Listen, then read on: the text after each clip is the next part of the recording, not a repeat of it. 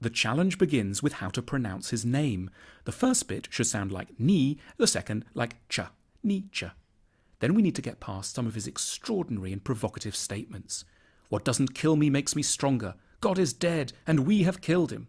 And his large moustache.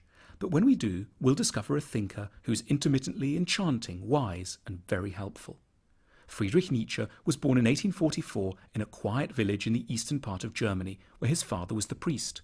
He did exceptionally well at school and university, and so excelled at ancient Greek that he was made a professor at the University of Basel when still only in his mid-20s. But his official career didn't work out. He got fed up with his fellow academics, gave up his job, and moved to Sils Maria in the Swiss Alps, where he lived quietly, working on his masterpieces, among them The Birth of Tragedy, Human All Too Human, The Gay Science, Thus Spoke Zarathustra, Beyond Good and Evil, On the Genealogy of Morals. He had lots of problems. He didn't get on with his family. I don't like my mother, and it's painful even for me to hear my sister's voice. Women kept rejecting him. His books didn't sell. And when he was only 44, he had a mental breakdown, precipitated when he saw a horse in a Turin street being beaten by its driver, and ran over to embrace him, shouting, "I understand you." He never recovered, and died 11 sad years later. But his philosophy was full of heroism and grandeur. He was a prophet of what he called Selbstüberwindung, or self-overcoming, the process by which a great-souled person, what he called an Übermensch, rises above their circumstances and difficulties to embrace whatever life throws at them. He wanted his work to teach us, as he put it, how to become who we really are. His thought centers around 4 main recommendations. 1. Own up to envy. Envy is, Nietzsche recognized, a big part of life. Yet the lingering effects of Christianity generally teach us to feel ashamed of our envious feelings. They seem an indication of evil, so we hide them from ourselves and others. Yet there's nothing wrong with envy, maintained Nietzsche, so long as we use it as a guide to what we really want. Every person who makes us envious should be seen as an indication of what we could one day become. The envy-inducing writer, tycoon, or chef is hinting at who you are capable of one day being. It's not that Nietzsche believed we always end up getting what we want. His own life had taught him this well enough. He simply insisted that we must face up to our true desires, put up a heroic fight to honour them, and only then mourn failure with solemn dignity. That is what it means to be an Übermensch. 2. Don't be a Christian. Nietzsche had some extreme things to say about Christianity. In the entire New Testament, he wrote, there is only one person worth respecting, Pilate, the Roman governor. It was knockabout stuff, but his true target was more subtle and more interesting. He resented Christianity for protecting people from their envy.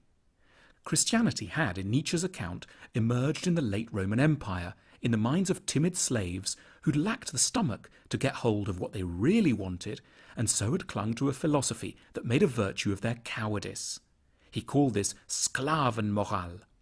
Christians, whom he rather rudely termed die Herde, the herd, had wished to enjoy the real ingredients of fulfillment, a position in the world, sex, intellectual mastery, creativity, but they'd been too inept to get them. They'd therefore fashioned a hypocritical creed, denouncing what they wanted but were too weak to fight for, while praising what they didn't want but happened to have. So, in the Christian value system, sexlessness turned into purity, weakness became goodness, submission to people one hates became obedience, and, in Nietzsche's phrase, not being able to take revenge turned into forgiveness. Christianity amounted to a giant machine for bitter denial. 3. Never drink alcohol. Nietzsche himself drank only water, and as a special treat, milk, and he thought we should do likewise. He wasn't making a small, eccentric dietary point. The idea went to the heart of his philosophy, as contained in his declaration, "There have been 2 great narcotics in European civilization, Christianity and alcohol."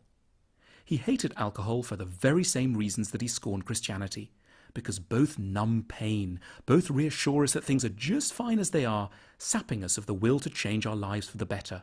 A few drinks usher in a transient feeling of satisfaction that can get fatally in the way of taking the steps necessary to improve our lives. Nietzsche was obsessed with the awkward truth that getting really valuable things done hurts. How little you know of human happiness, you comfortable people, he wrote. The secret of a fulfilled life is live dangerously, build your cities on the slopes of Mount Vesuvius. 4. God is dead.